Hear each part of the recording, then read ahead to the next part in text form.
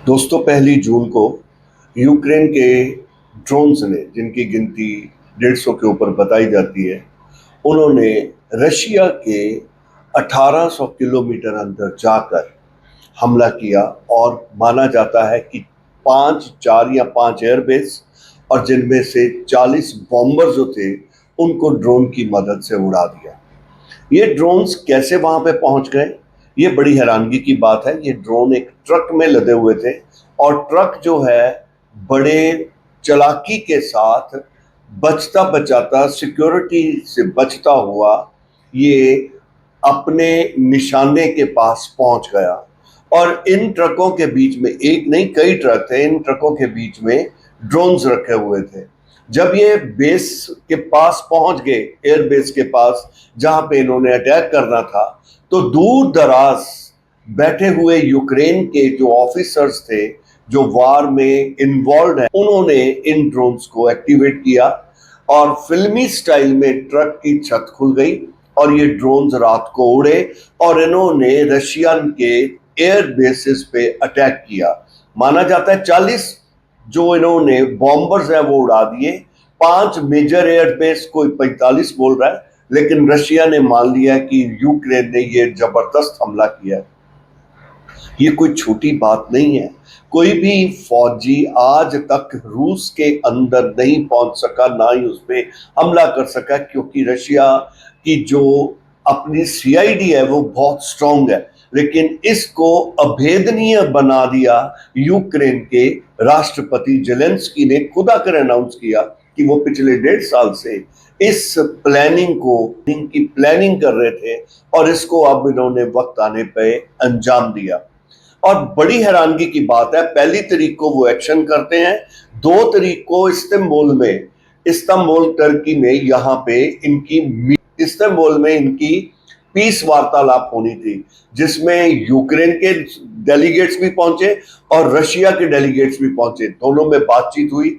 Russian delegates ने कुछ शर्तें रख दी कि अगर जो हमने 4 इलाके यूक्रेन के जीत लिए, इसको बोलो कि वो इलाकों को भूल जाए और उनको एक्सेप्ट कर ले कि ये रशियन के इलाके हैं, और वहां पे जो यूक्रेनियन रह रहे हैं उनको वापस ले ले। यूक्रेन में इलेक्शन कराई जाए, साथ वार्तालाप होगी। मतलब ऐसी शर्तें थी जिनसे लगता था कि यूक्रेन तो ये मानने वाला नहीं है। लेकिन इसके अलावा उन्होंने जिस बात पे समझौता किया, वो समझौता इस बात पे था, 6,000 यूक्रेनियन फौजी जो मर गए हैं या कैद में हैं, ये जिनमें बच्चे भी हैं, औरतें भी हैं, और इसी प्रकार रशियन सोल्जर्स जो मारे गए हैं, इनकी अदला बदली आप आपस में आदान प्रदान करेंगे। वो भी 2 दिन या 3 दिन के लिए सीज फायर होगा। जबकि ट्रंप जो है उसकी कोशिश है कि दोनों देश आपस में सीज फायर करें और युद्ध को बंद करें, लेकिन लगता नहीं कि ये युद्ध बंद होगा।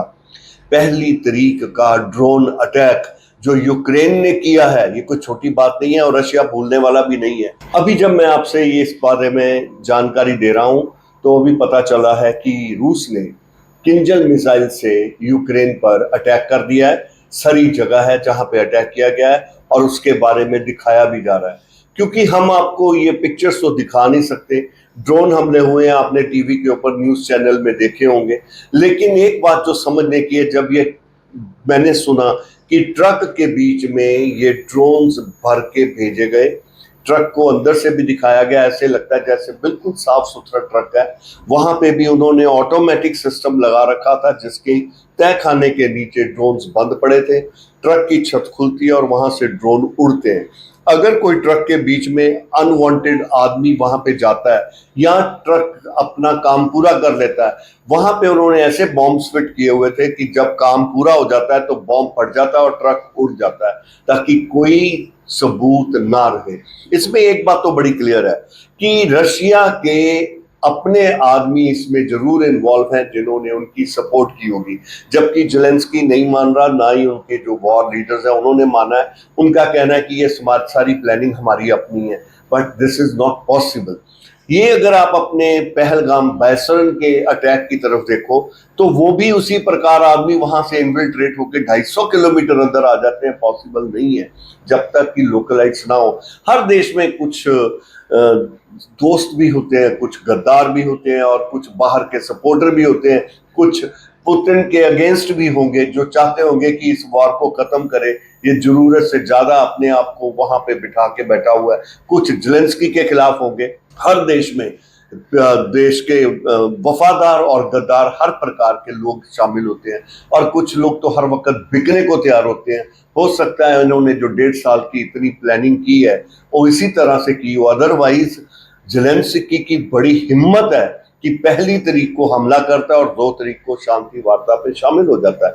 और वहां पे जो उनका फ्रेंड, पुतिन का जो फ्रेंड आया हुआ था, वो भी जेलेंस्की है, उसने बड़े क्लियर शब्दों में कहा कि 2 दिन, कल का दिन देखना तो कुछ आपको देखने को मिलेगा। जब प्रेस रिपोर्टर ने पूछा जो ऑपरेशन स्पाइडर वेब आपने चलाया है उसके बारे में आपकी क्या प्रतिक्रिया, उसने कहा कि 1 दिन वेट करो फिर आपको पता चल जाएगा क्या प्रतिक्रिया है, क्योंकि रूस को बहुत ज्यादा नुकसान हुआ है। माना जाता है मोर देन $8 बिलियन से ऊपर दे हैव लॉस्ट। चलो पैसे का तो जो है, लेकिन वैसे भी उसका जो एयरबेस है वो बहुत तबाह हुए हैं, और अब वो उसको वापस उस स्थिति में आने के लिए काफी समय लग सकता है। पैसे तो चलो इधर उधर से कर लेगा, लेकिन उन जहाजों को खरीदना, वो सारा इंतजाम करना, ये कोई आसान काम नहीं है।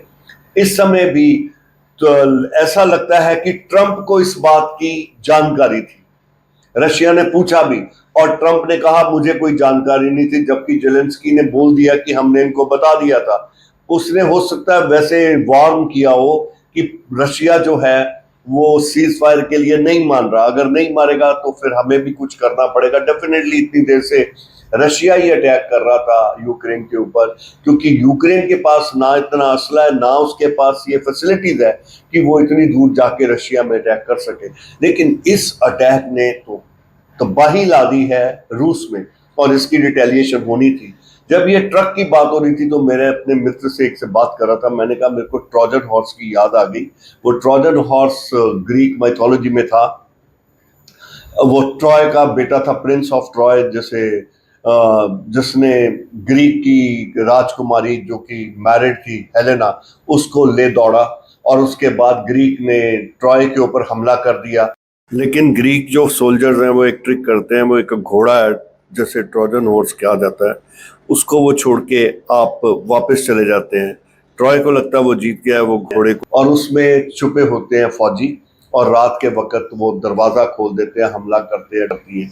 मतलब कहने का ये है कि hidden forces in trucks, they acted like the forces of Troy and destroyed the Russian forces, which was very much difficult to believe, but it happened, and the loss is immense. And what is retaliation of Russia will also be very difficult to bear by the Ukrainians. आगे ही उनकी तबाही बड़ी होगी, और जहां पे उन्होंने सरी में जहां पे हमला किया है वहां पे बहुत मास डिस्ट्रक्शन हुई है, मिसाइल्स है। अब दूसरा प्रश्न ये उठ रहा है, क्या रशिया मिसाइल में क्या रशिया न्यूक्लियर मिसाइल यूज करेगा यूक्रेन के खिलाफ? देखिए ये एक बड़ा टिकलिश क्वेश्चन है। अगर यूक्रेन के ऊपर रशिया न्यूक्लियर मिसाइल यूज करता है तो सारे यूरोप पे उसका इफेक्ट होने वाला है। नेटो की तो बातें रही बाद में, लेकिन ये जो इफेक्ट सारे यूरोप में होगा, ये रशिया को इसका ब्लंट सहना पड़ेगा, because whole of Europe will suffer. और इसकी जो गैसेस हैं ये उड़ती उड़ती हो सकता है 400, 500, 1000 किलोमीटर रेंज जो है ये कवर करता है, और सारा यूरोप इसमें घुस जाएगा। तो लगता तो नहीं कि वो न्यूक्लियर मिसाइल चलाए, लेकिन इसने जो कैंजिल मिसाइल जो छोड़ी है वो भी कोई कम डिस्ट्रक्टिव नहीं है, और उसने काफी तबाही लाई है। आगे देखिए होता है क्या। लेकिन एक बात तो जरूर है कि युद्ध का अंत जो है विनाश ही होना है, और वही होने जा रहा है। और इसका एक ही सोल्यूशन है, वो यही कि वो सीज फायर को मान लें और आपस में कोई युद्ध विराम लगाएं। पहले सीज फायर माने, और धीरे धीरे जब हो जाएगा तो उसके बाद अपने आप दोनों बैठ के, क्योंकि हम कह तो देते हैं कि हम बाइलेटरल समझौता कर लेंगे आपस में बैठ के, जब तक कोई थर्ड पार्टी नहीं बैठेगी मध्यस्थता हो ही नहीं सकती, समझौता हो ही नहीं सकता। और नहीं तो ये थर्ड वर्ल्ड वार की एक चेतावनी है, एक घंटी है खतरे की जो बज रही है। और अगर ये छिड़ जाता है युद्ध तो इसका नुकसान तो जो है वो हम सोच ही सकते हैं। Thank you so much.